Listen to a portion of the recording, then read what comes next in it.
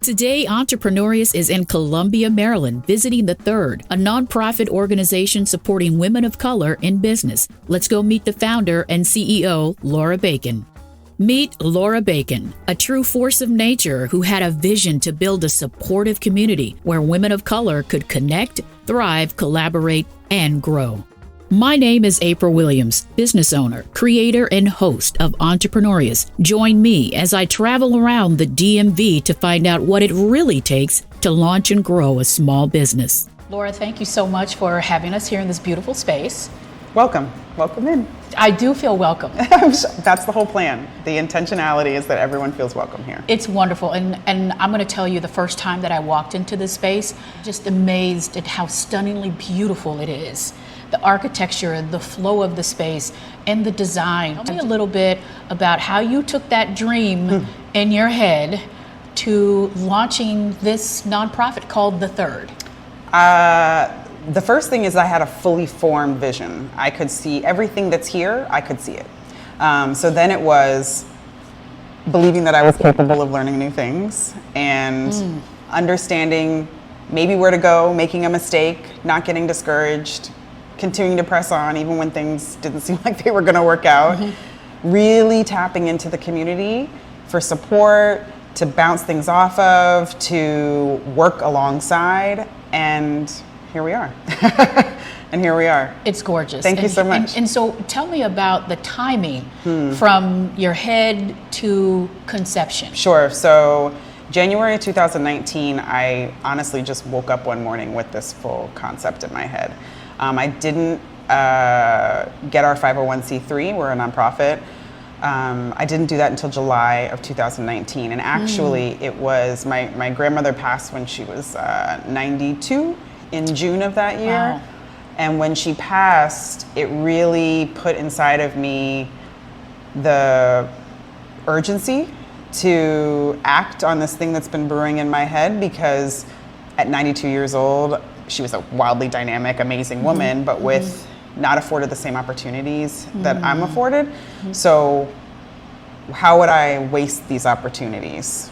And why would I side with fear over moving something forward that I see so clearly in my brain? So then I started it in July of 2019. We launched the membership in August of 2021. So that's 2 years almost. And then the physical space opened November 1st of 2022.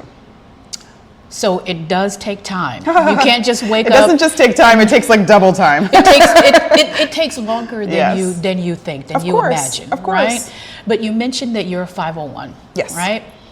A lot of people say, well, why am I interviewing you for Black Business Month Spotlight? Listen. And let me tell you that people don't understand how much of running a nonprofit is like a small business. So tell me a little bit about that journey. Sure. So when I had the vision, I felt like it was a nonprofit. I was very familiar with the nonprofit structure from things I'd studied in school. I also knew I really wanted to put people before profits. And I think that the nonprofit structure lends itself to that in a different way.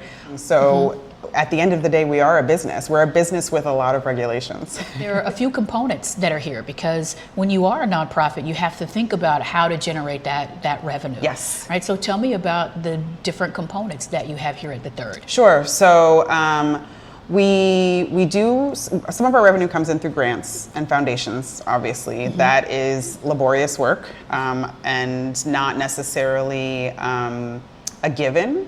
Obviously, you apply for a grant and someone chooses whether or not you get the grant, and you've already done the work. So what we've done here in the space is really build in some revenue streams that help to support us so that we're on a path to sustainability and not just having to spend all of our time doing grant writing and foundation work. We get to spend it on making an impact in the community. So in this space, we have a cafe that attaches to the co-working space, which is wonderful and amazing. A Black woman chef, Chef Jamila. Let's just pause for the cause. We love Chef Jamila. She's amazing. She really is. We source our coffee and tea from local Black-owned companies out of Baltimore.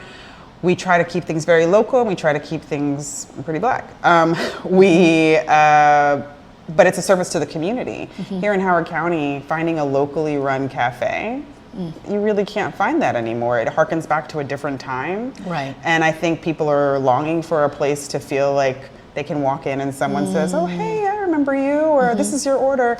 And that's who we are. That's who we are. And then within the larger space, we have private offices to rent, we have conference rooms to rent, podcasting room to rent. And those are all, they were all part of the vision, but they're all also revenue streams. Right. Yeah. So that creates that sustainability that you were speaking about. So that is incredible. So you mentioned community several times, which is amazing. And I look behind us here and I see community. Yes, yes. Right. And so it was important for you to include local makers in this space. Integral because I think not only do we want to amplify the work of the women in this community, but we want to amplify it in a very intentional way to the larger community, that these are your neighbors.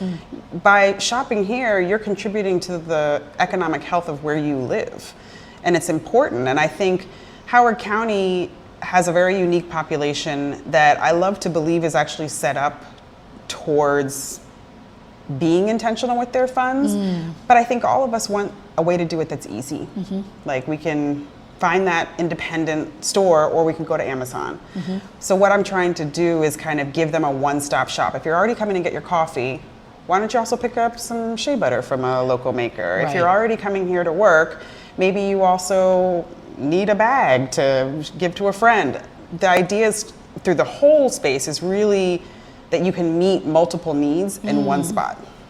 That is so incredible, and I think very sustainable for a community, because it ensures that you're using less fuel, less impact on the environment if you have it right in your community. And when the community does better, we all do better. Well said.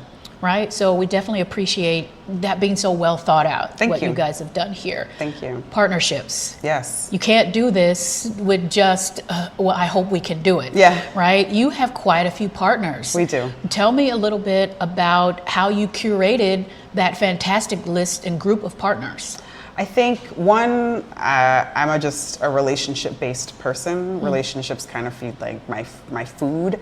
And when I started the Third, this was back before the pandemic hit. We had no money, and I got in a grant for $500 and said, okay, you know what I'm gonna do? I'm gonna spend this $500 taking as many people out to coffee as I possibly can. And just the nature of meeting people and listening and sharing, I would, for instance, take you out to coffee. As I was doing that, I started to just build a network of people. I didn't really know how we would connect. And then as the business was building, I would be thinking about something, or we would find a need, or I'd be looking for support in something and be like, oh, that person that I met a year ago, let me reach out and see. So it's really been about meeting people. It's about finding these sort of areas of like mission convergence where we... Mission convergence, that's beautiful. Well, I was on the spot. Okay? I love that. That was inspired. But like where your missions touch, I think what's hard, the hardest part I think about having a nonprofit business and partnerships is if your mission is solid, if your mission is impactful, it's hard not to have mission creep, where someone maybe who's very unrelated, who you want to work with, you go, oh, wait a minute, we don't really actually have any overlap. Right. So then looking at different ways and creative ways that you can work together that aren't providing that mission creep. So in this area, there are just so many wonderful organizations that and companies that are working to do impactful work in the community, and we kind of give them a way of amplifying whatever it is that they're doing, adding to it, or showcasing their intention as a company and who they want to be. I'm stuck on mission convergence, but that was really good, inspired for sure. So you are nestled right here in Columbia, and That's behind a perfect us, verb. That's a perfect verb. yes, here behind us is a lake. It is. And it is beautiful because lots of people are walking around the lake with their kids, with their dogs. How did you choose this location? I chose this location. One, I'm born and raised in Columbia, so this lake holds a lot of memories for me. I've been coming to 4th of July here since I was like 2. My dad and I used to feed the ducks down at the lake.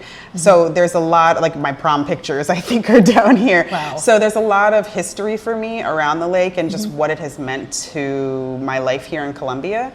And what I noticed is during the pandemic, there was only one functioning business down here, one open business out of potential business spaces. And it feels sad. It felt like this heart of Columbia had kind of ceased to beat. And so I know what I do well. And I wanted to. And you do it very well. And I wanted to revive this Yes. like beating heart of Columbia a little bit. Right. I also had a very clear idea in my head with this vision of what it wasn't. And what I was very clear about was that we were not going to do something that was unique for women of color from a Black woman's perspective and put it in a strip mall or in a corner or in a warehouse. I wanted the place to reflect the beauty, the importance, and the true significance and impact that these women have on this community. That's good. I'd never even thought about it from that Yeah. perspective. So on that point, the third, break that name down for I me. sure will, yeah. So the third comes from a social anthropologist's theory, his name is Roy Oldenburg, that humans, since the dawn of time, need 3 spaces to feel happy and whole. Home, work, and then this third space where you spend time with like-minded people. So like a barbershop, knitting circle, Bible study. But that in modern times, even pre-COVID, we just aren't gathering that way, but that our souls are like yearning for it. Like our bodies are yearning for it, like in our DNA. So we're your third space. That is such a beautiful concept. I really appreciate the thought behind it, because when you do walk in the space or when you attend a coffee and convo, right, which is just such a great time for women of color in business, just to support, you know, each company that's here. You can feel that there is thought behind this space. It is a sacred space. Thank you. You can definitely tell. Where do you see the third growing from here? You know, it's funny, I get that question often, and I hesitate to answer because my brain doesn't really think in the future so much. Because if I look back a year and a half ago or 2 years ago and thinking about what I would have projected for the third at this point, I could never have imagined where we are. So I don't know. I know that there is some interest in like other counties for the third to show up. I think there's a real opportunity for us to really double down on some of the amazing things that we have going here and really leverage what we've already built and see how great it can become. I certainly don't want to get into that trap of more means more. So I don't want to overextend ourselves just because, but I do want to continue doing meaningful, and impactful work. That's so good. I see brightness, more brightness in the future for the third. Thank you so much for having us. Thank you, April. I appreciate it. Laura Bacon launched the third because she had a dream to create a community where women of color could thrive in business. Want to learn more and support their mission? Find them at The Third Inc. or thethird.org. Want to stay up on all things Entrepreneurious? You can like and subscribe at Entrepreneurious Show. See you next time.